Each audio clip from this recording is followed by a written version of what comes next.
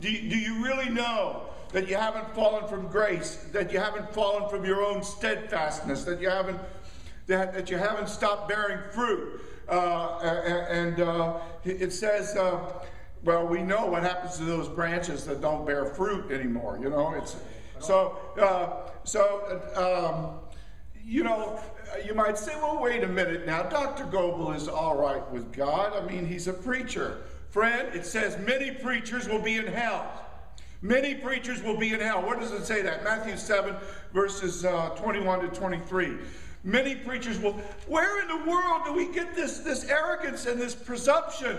Listen, only 8 souls were in the ark, the Tevah of Noah. Only 8 souls. There were 600,000 men that started a race at the Red Sea, and only 2 of those of that generation crossed the finishing line at the Jordan River, Joshua and Caleb. So what are people into with this idea that they know that all is well with their soul? I know a guy who says that he's elect, but he spends all of his time watching pornography. And basically, he's a closet homosexual that's getting ready to come out of the closet. And yet, he's quite sure that he is the elect. Where is this false doctrine coming from? This free grace theology, this easy believism, this cheap grace idea. Listen, Paul said in 1 Corinthians chapter 9, verse 27, he said, I pummel my flesh and subdue it, lest preaching to others I myself become a castaway. That was a real possibility for him. He's not saying that just hypothetically. Now at the very end, when he's going to die for the Lord, he says, I've fought the good fight, I've kept the faith, I've finished the race, and there's a crown laid up for me. So there's a balance here between knowing that nothing can separate you from the love of God, and that God will finish the good work he started in you, and also this healthy fear that says, listen, I've got to put self on the tree and make sure that Yeshua is on the throne. And if I reverse that and I get on the throne and I begin to look down my haughty nose at everyone, and I begin to speak about my idols all day long, money, money, money, money, money, money, and all my little idolatrous relationships in this world, and I begin to be like Demas, I fall in love with this passing world, and I begin to desert the Lord's ministry, and I start living a presumptuous life where I'm presuming. Listen, you might say, well, what about the people who have never heard? Well, because it does say many, the majority are going to hell. Where does it say that? Matthew chapter 7, verses 13 and 14, it says, wide is the gate, wide is the road. Most people, the majority, are going to hell. And what about the people who've never heard? You try to find a loophole, like W.C. Fields, the preacher who's commanded to go to them. Well, he's going to be in trouble. But we're not told that they will be saved by default. Look at Ezekiel 3:18, just the opposite, that they will die in their sin. So don't try to find a loophole. Rav Shaul says, to me to live is Moshiach, and to die is gain. Is that you, or do you have an idol? Are you cheap? Are you always thinking about money? Are you walking around in some kind of deceitful way of always trying to pull one over on people and being wily and manipulative? And look, if you love self, you live as an enemy of the tree of Mashiach. That's what it says in Philippians chapter 3. He's supposed to be on the throne of your life, and you're supposed to put self on the tree, like the Caliph who was hanged with him.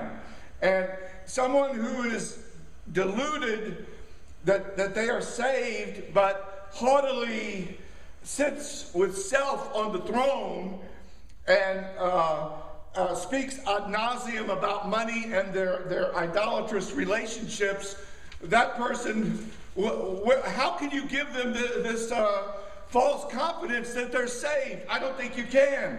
You have to love his appearing. There was a preacher named Marie, And every morning she would go to her apartment window and look out, and she would say, "Is today the day you're coming, Mashiach? Is today the day you're coming?" And that's the way we have to be. You have to be living for Him. And if you have fear, if you are ashamed of Him, if you deny Him, He will deny you. But if you confess with your mouth, this is why the Lord is always telling me, don't stop preaching on the street. Don't stop telling people about the Lord.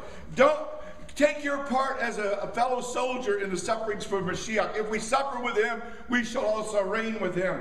And I don't want to hear any more drivel about these Demas being saved. Paul doesn't talk like that.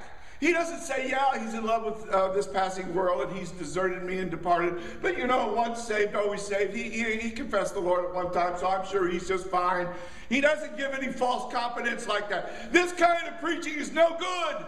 Listen, friend, we need exhortation. We need to exhort one another every day as long as it is today. Lest we drift away, lest we harden our hearts, lest something terrible happen to us. Whoever loves the world is an enemy of God. Listen, the righteous are only with difficulty saved. Did you know that? It says that in 1 Peter. You better go back and look at chapter 4. It says, their faith saves them, but it has to be tried in the fire. Your faith has to be tried in the fire in this world.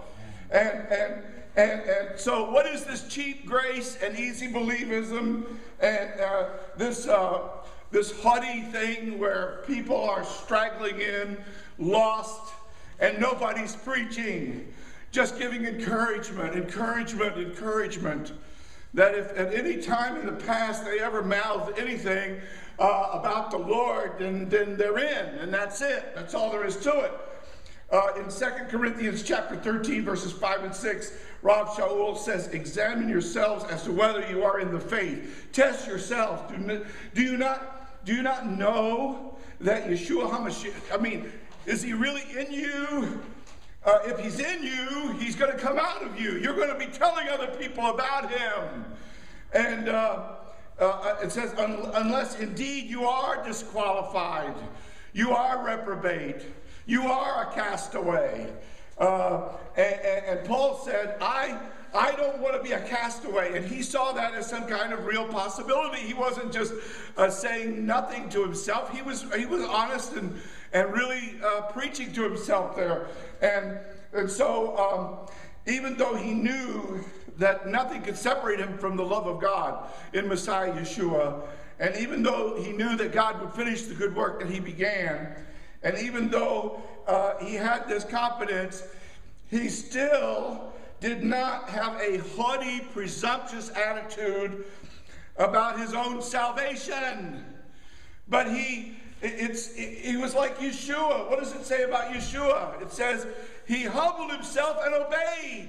And that's what you got to do every day. And you're not humbling yourself when you say, well, my salvation's a done deal. It's all a done deal. Father, I want to pray right now. Oh, hallelujah. I want to pray, Lord, that everyone watching this video, that everyone who's surfing the internet, that they will understand that they have to work out their salvation with fear and trembling.